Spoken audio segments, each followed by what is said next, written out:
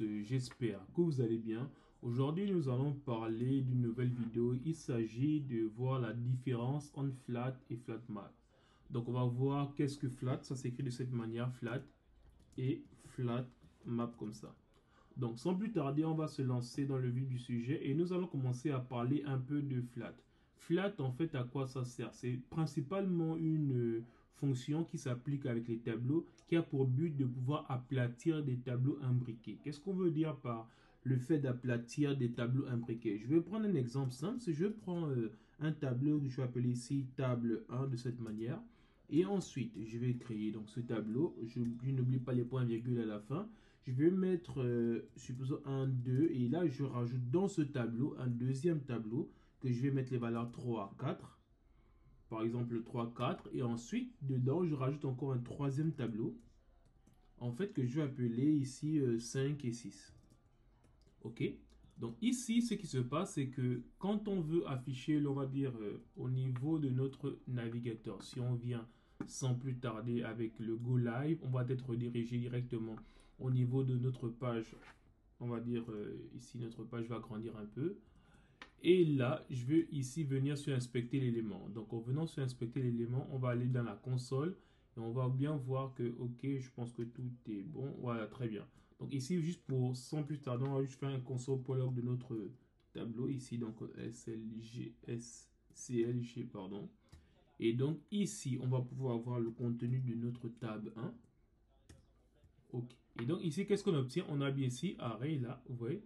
Donc ici, on a notre tableau qui comprend d'abord 1, 2, et ensuite il a un deuxième tableau qui contient 3, 4, vous voyez. Et si je rentre dans ce deuxième tableau, il a un troisième tableau qui contient 5, 6. Donc on a des tableaux imbriqués de cette manière. Mais donc avec Flat, on peut aplatir ces tableaux parce que vous voyez, on ne peut pas voir le contenu direct quand on vient ici. On n'a que 1, 2 et l'autre, c'est un autre tableau qui contient 3 éléments. Les 3 éléments, c'est, on va dire, le premier tableau. Les 3 éléments, c'est le 3, le 4 et celui-là, c'est encore un autre élément. Et donc, ça fait donc, on va dire, 3 tableaux. Et pour voir cela, on va voir la méthode maintenant flat. Vous allez voir de quoi il s'agit ici concrètement.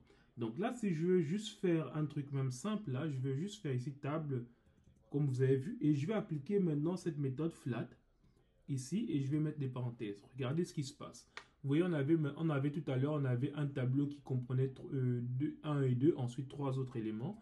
Et là, maintenant, si on va, vous avez vu, en fait, qu'est-ce qui se passe? Maintenant, il n'y a plus que 1, 2. Il a maintenant pris 1, 2, 3, 4. Donc, ça veut dire que c'est comme s'il avait aplati un élément.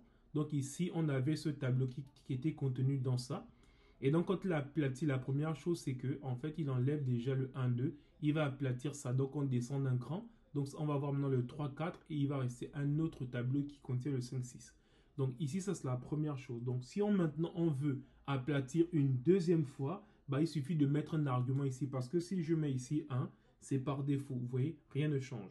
C'est par défaut. Et donc, si on aplatit une fois, donc, on était d'abord de ça. On avait un deuxième tableau imbriqué. Donc, ce tableau, il était aplati. Et donc, on a maintenant de 1 à 4 et on a un deuxième tableau. Maintenant, si on veut aplatir une deuxième fois maintenant, ici, on fait ça.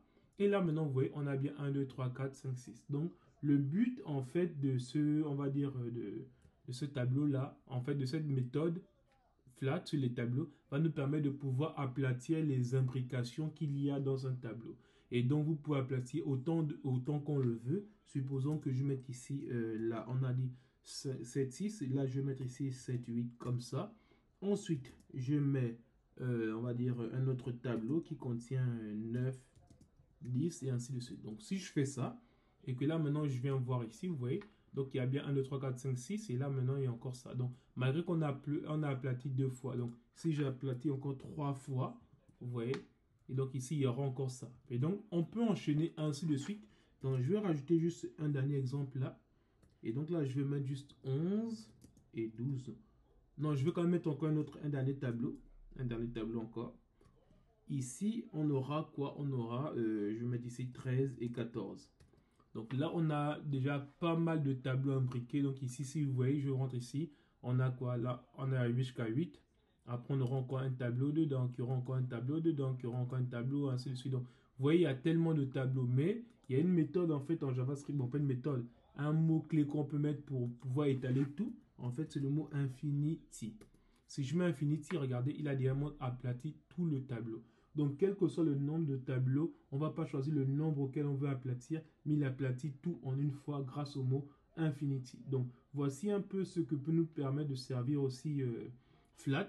Donc, ça, c'est une première chose. Donc, ça, c'est le tableau 1. Ensuite, maintenant, je peux créer un tableau 2. Donc, ici, je vais mettre, par exemple, const tab 2. Et ensuite, ici, je vais mettre juste des valeurs 1, 2, 3, 4. Ensuite, 5, 6. OK. Maintenant, si je viens ici faire un CLG, donc un console.log de ce tableau 2, qu'est-ce qu'on obtient ici? On va voir dans notre console ce qui se passe. On a bien ce tableau-là, mais il y a un problème, il y a ce champ empty.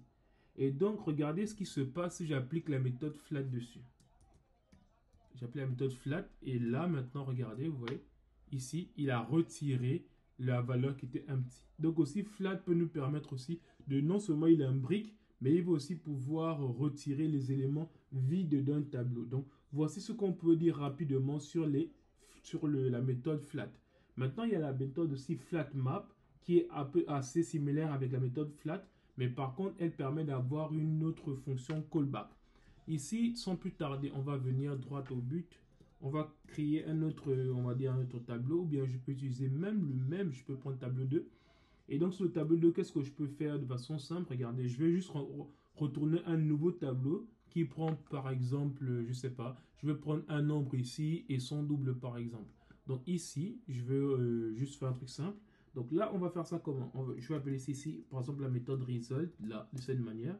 Donc on va voir le résultat. Et donc qu'est-ce que je vais faire? Je vais prendre ici le tab 2. Donc ici, 2, pardon. Et donc là maintenant, qu'est-ce qu'on va faire ici? On va appliquer la méthode maintenant flat map. Et donc ici, flat map, qu'est-ce qu'elle va faire? Elle va prendre, comme la méthode map un peu, pour chaque nombre, qu'est-ce qu'on veut? On veut pour chaque nombre retourner aussi, par exemple, num ici, le double, le carré, peu importe. En fait, on va juste faire ça. Ici, je mets ici. Même là, je vais prendre le carré. Je vais mettre le carré, c'est mieux pour moi. Donc si je vais mettre ici num comme ça, fois num. OK. Donc ici maintenant, et après on fait un CLG de result.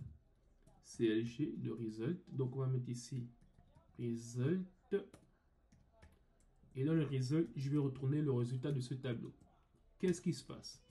Ici maintenant, vous allez voir, ici ça c'est le result là, vous voyez. Il a pris un tableau et il a retourné son carré. Donc ici, vous voyez, il a dit quoi? Pour chaque nombre de notre tableau, qu'est-ce qu'il fait? Il va prendre d'abord premièrement, premier argument, il retourne un tableau qui prend le premier argument qui sera le nombre et le second argument qui sera le, on va dire, qui sera le nombre au carré. Donc ici, au lieu de 1, il va retenir 1 et 1, 2 et 4, 3 et 9, 4 et 16, ainsi de suite, vous voyez. 4 et 16, 5 et 25, 6 et 36. Donc, voici comment on peut utiliser aussi la méthode FlatMap. Après, vous pouvez vous dire maintenant que c'est, on va dire ça, c'est similaire. Mais si on veut maintenant, juste pour conclure, quelle est la différence entre on va dire, entre map et FlatMap? Pardon, entre flat et FlatMap. Donc ici, sans plus tarder, je peux même effacer tout ça pour que ce soit plus simple pour faire la comparaison. Donc, je vais faire un tableau simple ici. Je vais mettre ici un constable. Je vais lui mettre ici 1, 2, 3 par exemple. Et donc ici, qu'est-ce qu'on va faire? On va maintenant faire tester avec on va dire avec map. Et ensuite maintenant avec flat map pour voir bien les différences qu'il y a. Donc ici, si je fais avec map, je peux appeler ça comment? Je peux appeler par exemple const, on va dire tab with map par exemple. Et donc sur tab with map, qu'est-ce qu'on peut faire? On peut juste prendre le tableau ici. Et le tableau, qu'est-ce qu'on va faire? On va appliquer la méthode, par exemple, vous voyez si je fais par exemple la méthode map par exemple. Parce que vous pouvez voir aussi que map et flat map, c'est assez similaire. Donc ici, il y a, par exemple, ça si je fais avec map. Regardez un peu ce qui se passe. Donc ici, on a un tableau. Et qu'est-ce qu'on veut faire? On veut boucler sur chacun des éléments de ce tableau. Donc qu'est-ce qu'on peut faire? On peut faire comme on a fait tout à l'heure. On va faire ici un num. Ici, on va retourner un nouveau tableau qui va comprendre non seulement num en première partie et ensuite la deuxième partie va retourner le num au carré. Donc ici, num fois num. Vous voyez, et donc ici maintenant, si on fait ça, un console.log de tab with map. Tab with map. Regardez un peu ça, vous savez le faire déjà. Il y a un problème, il dit, ah oui, num. Ok. Donc ici, vous voyez, qu'est-ce qu'il a fait là? Ici, il a fait un tableau. Vous voyez, donc ici, il a fait, qu'est-ce qu'il a fait? Il a juste retenu un tableau qui contient des tableaux dedans. Ouais, donc ici, à chaque fois. Donc ici, il a pris un tableau qui a, on va dire, qui contient un tableau qui contient ici, on va dire 1 et 1. Ensuite, un tableau qui contient 2 et 4, 3 et 9, et ainsi de suite. Donc, voici un peu un tableau simple. Ça, c'est comme ça que fonctionne la méthode map. Maintenant, si on veut utiliser maintenant la méthode flat map, vous allez voir la différence entre l'autre. C'est que ici, avec map, c'est celle-là. Maintenant, si je mets flat map, donc ici, je recopie juste ça. Et là, maintenant, je vais mettre ici tabu flap. On va dire flat map. Et donc ici, je vais juste copier ça et que je vais retourner là. Regardez ce qui se passe. Vous voyez, il y a un deuxième tableau, mais regardez ici. Il a fait quoi? J'ai mis ici, pardon, oui, pardon, c'est pas ça, c'est pas le map que je voulais mettre, c'est le flat map. Parce qu'il n'a pas changé par rapport à l'autre, voilà. Et là, maintenant, vous voyez, ici, il a étalé. Donc, map, qu'est-ce qu'il fait? Il prend un tableau, ensuite, il va faire, avec une fonction callback, il va retourner ce tableau avec les nouvelles applications. Tandis que FlatMap, qu'est-ce qu'il va faire? Il va non seulement prendre le tableau, mais il va aplatir tous les tableaux imbriqués. Donc, vous voyez, d'un côté, on a bien des tableaux qui contiennent des sous-tableaux, tandis que là, on a un tableau qui est déjà aplati. Donc, voici un peu les différences entre map et FlatMap. C'est important à savoir. Et donc, maintenant, si je peux faire, on va dire, aussi une petite conclusion là-dessus pour aller encore un peu plus loin, pour voir un peu avec les objets. Ça peut être pas mal avec des objets. Si je veux ici créer, on va dire, je sais pas trop, je vais appeler par exemple user ou je sais pas trop quoi, développeur, je vais appeler ça développeur. Ok, et développeur ici, qu'est-ce qu'on va faire? On va juste créer un tableau d'objets. Et dans le premier ici, je vais mettre d'abord le nom, on va dire, le nom ici, je vais dire, je sais pas trop quoi, je sais pas, lui, je vais dire ici, math. Ok, math ici. Et donc, pour math, pour name, on va lui donner le name math. Je n'ai pas trop d'idées, pas d'inspiration. Et là, maintenant, je vais mettre math, c'est langage de programmation. Donc, je vais mettre ici languages. Et languages ici, qu'est-ce que je vais faire? Je vais retenir juste, on va dire, un tableau. Et lui va prendre, par exemple, Python. Python, comme ça. Et Java. Ensuite, maintenant, je vais prendre peut-être, on va dire math. Bon, on va faire ça simple. Mathieu. Marc, Luc et Jean. Donc ici, on aura Mathieu, Marc, Luc et Jean. Et donc ici, pour, on va dire, pour Marc, c'est langage de programmation. Bon, lui, c'est juste JavaScript. JavaScript ici, ok. Lui, c'est juste JavaScript. Lui, il va faire quoi? Il va faire Python, Java, JavaScript. Et lui, il va faire PHP. PHP quoi? Je sais pas. PHP et... Pas trop d'idées. On va mettre ici. Bon, on peut laisser Java. PHP Java. Ok. Donc ici maintenant, qu'est-ce qu'on va faire ici? Ici, on va faire la boucle avec map sur chacun des langages de programmation. Comment on fait ça? Donc ici, si on veut boucler sur chacun des langages de programmation avec la boucle map, on va mettre ici const languages comme ça. Ok. Et donc languages, qu'est-ce qu'on va faire? On va juste prendre le data. Dans le data ici, on va... Pardon. Data. Ici, on va faire une boucle map. Oula, map, il ne reconnaît pas. Bon, pas grave, on va voir. En tout cas, ici, donc, il fait ce data, on va boucler. On va dire ici pour chaque développeur. Donc, pour chaque développeur, qu'est-ce qu'on va faire? On va prendre le développeur, point, languages. Ok? Donc, pour chaque développeur, ici, regardez ce qui se passe. Je mets ici language. Et là, maintenant, si je fais un console.log clg de languages, ok, qu'est-ce qu'on obtient ici? Data is not defined. Ok, oui, c'est pas data, c'est développeur. Ok, donc ici maintenant, vous voyez, donc là on a quoi? On a la liste des langages de programmation des différents développeurs. Donc on a Python, Java, JavaScript, Python, Java, JavaScript, PHP, Java. Ok, donc vous voyez maintenant ici, il suffit de mettre maintenant à ce niveau le flat. Vous voyez le flat, et qu'est-ce qu'il va faire? Il va directement tout aligner comme ça, vous avez vu?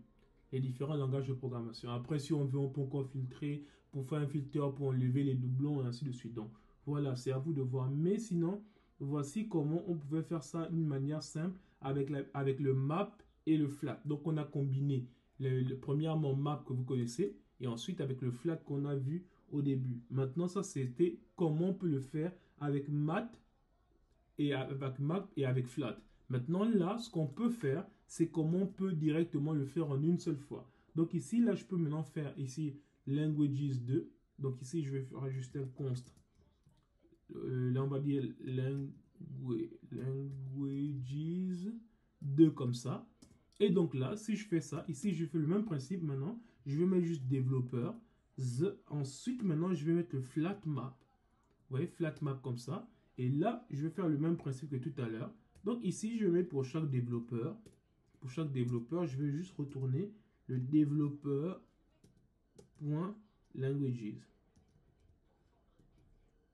OK. Donc ici, on fait juste ça. Et donc maintenant, là, je peux faire un console.log de languages 2.